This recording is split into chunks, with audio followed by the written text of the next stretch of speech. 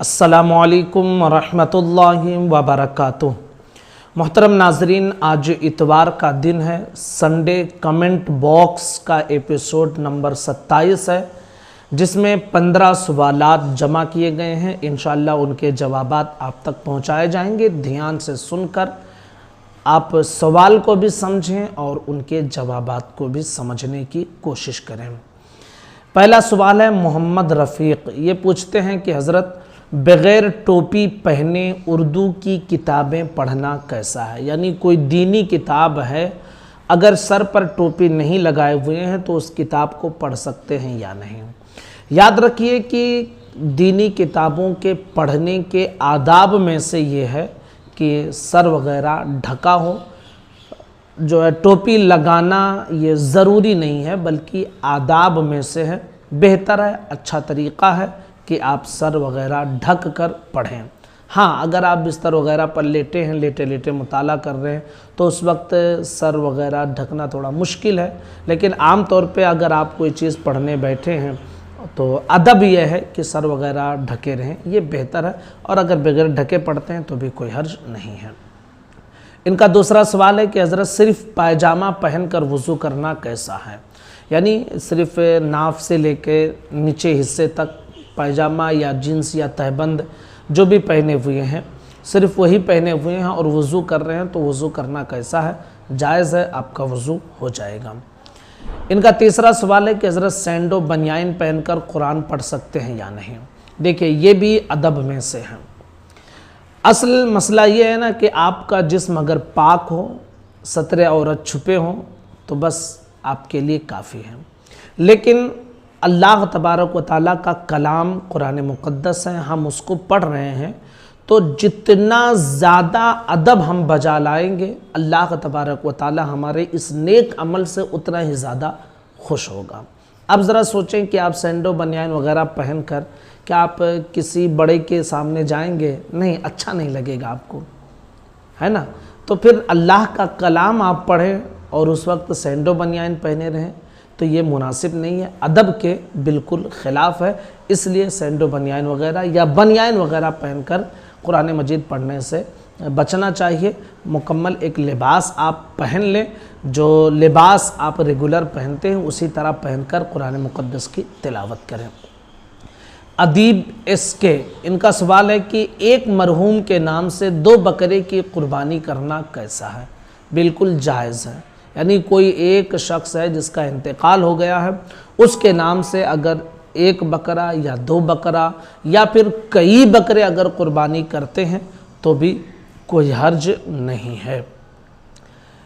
एक सवाल ये पूछा गया है कि कुर्बानी से 2-3 दिन पहले कुर्बानी का जानवर बच्चा दे दे तो क्या करें?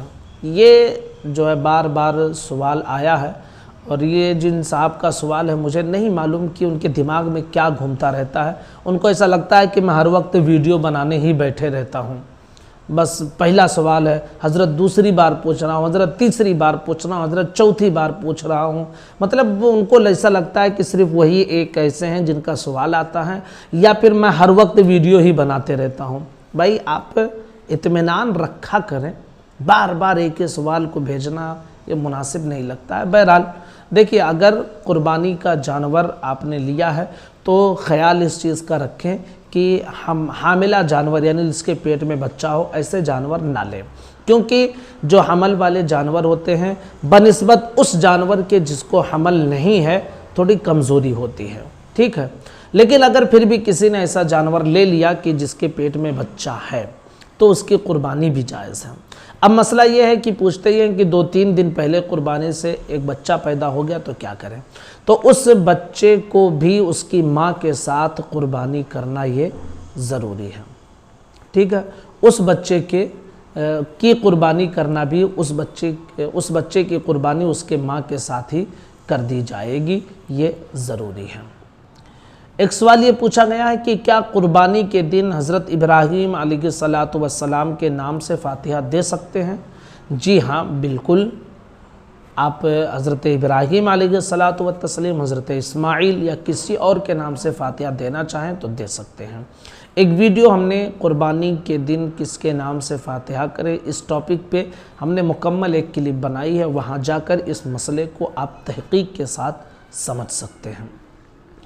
ایک سوال یہ پوچھا گیا کہ اگر کوئی انسان باہر ہے اور ادارے میں کسی مدرسے وغیرہ میں قربانی کا حصہ لے لیا ہے تو وہ شخص کو تو گوشت نہیں مل سکتا ہے، تو اگر گوشت نہ ملے تو کیا قربانی ہوگی یا نہیں؟ بالکل یار، قربانی کیوں نہیں ہوگی؟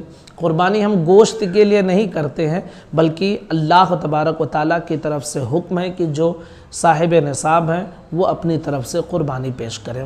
تو اب آپ کی طرف سے قربانی ہو گئی ہے تو آپ کی قربانی قبول ہوگی انشاءاللہ، اور رہا یہ مسئلہ کہ گوشت نہیں لیے تو قربانی ہوگی یا نہیں، تو اس میں کوئی دقت نہیں ہے۔ اور جہاں اس طرح کا مسئلہ رہتا ہے تو وہاں پہ عام طور پہ یہی ہوتا ہے کہ لوگ اعلان کر دیتے ہیں کہ بھائی جو حصے نہیں لیں گے تو ان کے حصے کا گوشت غریبوں وغیرہ میں تقسیم کر دیا جائے گا۔ اس طرح باضابطہ اعلان کر کے اس چیز کا انتظام کیا جاتا ہے اور وہاں پر غریبوں وغیرہ میں گوشت کو تقسیم کر دیا جاتا ہے۔ ایک سوال یہ پوچھا گیا ہے کہ جس کا انتقال ہو گیا ہے اور عقیقہ نہیں ہوا تھا تو اس کے نام سے قربانی کر سکتے ہیں؟ قربانی کے لیے عقیقہ کا ہونا یہ ضروری نہیں ہے، اب چاہے کوئی زندہ ہو یا انتقال کر گیا ہو، ٹھیک ہے؟ تو اگر کسی کے نام سے عقیقہ نہیں ہوا تھا تو اب ظاہر سی بات ہے انتقال ہونے کے بعد اس کے نام سے عقیقہ نہیں ہو سکتا ہے، لیکن اس کے نام سے قربانی ہو سکتی ہے۔ تو اگر کوئی ایسا شخص ہے کہ جس کا انتقال ہو گیا ہے اور عقیقہ نہیں ہوا تھا لیکن اس کی طرف سے کوئی قربانی کرنا چاہتا ہے تو بلا شبہ اس کی طرف سے قربانی کر سکتے ہیں۔ وحید خان، ان کا سوال ہے کہ حضرت لیفٹ ہاتھ یعنی بائیں ہاتھ سے جانور ذبح کرنا کیسا ہے؟ اس پر قادری ایجنسی کی پلے لسٹ قربانی کے مسائل کے بیان میں آپ جائیے، ہم نے مکمل تفصیل کے ساتھ لیفٹ ہاتھ سے جانور ذبح کرنا، عورت سے جانور ذبح کروانا، اس طرح کے مسئلے ہم نے ایک ویڈیو آلریڈی پچھلے سال ہی بنائی تھی، آپ وہاں دیکھ سکتے ہیں۔ حاصل کلام اتنا آپ سمجھ لیں کہ لیفٹ ہاتھ سے ذبح کرنا یہ جائز ہے۔ اب اس کی اگر آپ مزید تفصیل دیکھنا چاہتے ہیں تو اس ویڈیو کو آپ ضرور دیکھ لیجئے۔ آصف قریشی، ان کا سوال ہے کہ حضرت غسل میں کوئی رکن بھول گئے جیسے کندھے پر پانی بہانا یا کان کے نیچے پانی بہانا وغیرہ، تو کیا غسل ہوگا یا نہیں؟ دیکھیے غسل میں جو ہے نا 3 چیزیں ضروری ہیں، کلی کرنا، ناک میں نرم ہڈی تک پانی ڈالنا اور پورے بدن پر سر سے لے کر پاؤں تک پانی بہانا۔ تو اب جو سنت طریقہ ہوتا ہے اس میں کیا ہوتا ہے کہ 3 بار دائیں مونڈے پر ڈالتے ہیں، 3 بار بائیں مونڈے وغیرہ پر ڈالتے ہیں۔ تو مجھے یہ سمجھ میں نہیں آیا کہ آپ کیا پوچھنا چاہتے ہیں۔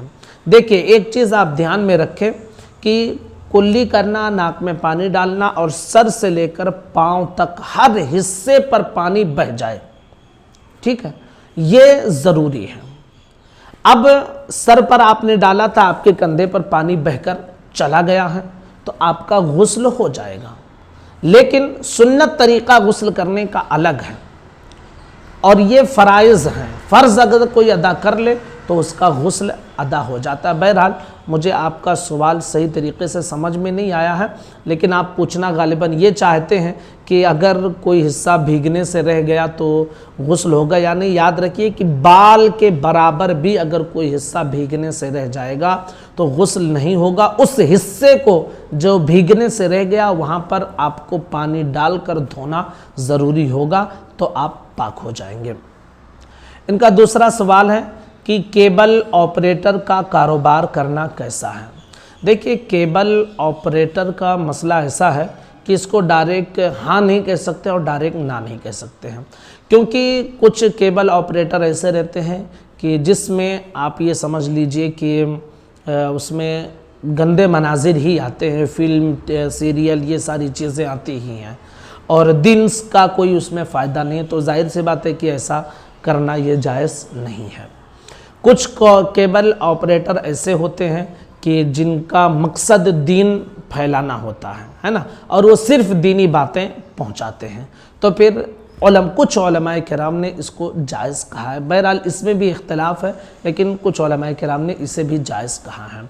अब मसला वहाँ फंसता है कि जहाँ पर मिक्स हो, कुछ दीनी बातें, कुछ दुनियावी बातें और सीरियल वगैरह ये सब भी चलाते हों, तो उसके हवाले से उलमाए किराम फरमाते हैं कि अल उमूरु बिमक़ासिदिहा, अगर अच्छे मकसद से कोई इंसान ऐसा करता है तो भाई उस मकसद पर नज़र रखनी होगी। बहरहाल ये ऐसा मसला है कि डायरेक्ट हाँ नहीं कह सकते हैं, डायरेक्ट ना नहीं कह सकते हैं।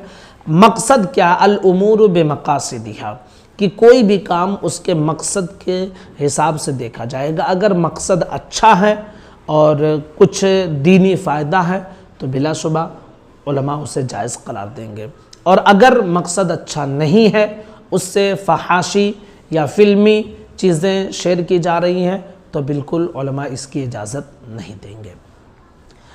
एक सवाल ये पूछा गया है कि मुसाफ़े के बाद सीने पर हाथ रखते हैं तो ये कैसा है, यानी जैसे मुसाफ़ा किए तो मुसाफ़ा करने के बाद दाहिना हाथ इस तरह रखते हैं। देखिए शरीयत में असल क्या है, ये मुसाफ़ा करना है, सलाम करते हैं और सलाम के बाद मुसाफ़ा करते हैं। अब मुसाफ़ा हाथों को हाथों से मिलाना है। सीने पर हाथ रखना ये दरअसल एक अदब का तकाज़ा है, एक अदब लोग पेश करते हैं, बाकी ये मुसाफ़े का हिस्सा नहीं है। मुसाफ़ा हाथों को हाथों से मिलाना है। अब यहाँ सीने पर हाथ रखकर दरअसल ये कहते हैं कि हम इनकिसारी पेश करना मकसद होता है और आजिज़ी पेश करना मकसद होता है, बाकी इसकी कोई ऐसा ज़रूरी चीज़ नहीं है और ना ही ये मुसाफ़े का हिस्सा। मुसाफ़ा दरअसल हाथों को हाथों से मिला लेना है। ज़ैनुल आबिदीन ये पूछते हैं कि क्या चौथे दिन कुर्बानी कर सकते हैं जैसे कि गैर मुक़ल्लिद करते हैं? तो भाई गैर मुक़ल्लिद के यहाँ चौथे दिन कुर्बानी हो सकती है, उनके यहाँ अंडे की भी कुर्बानी होती है, उनके यहाँ मुर्गी की भी कुर्बानी होती है, न जाने क्या क्या होती है। 3 दिन कुर्बानी के हैं, 10 ज़िलहिज्जा, 11 ज़िलहिज्जा और 12 ज़िलहिज्जा।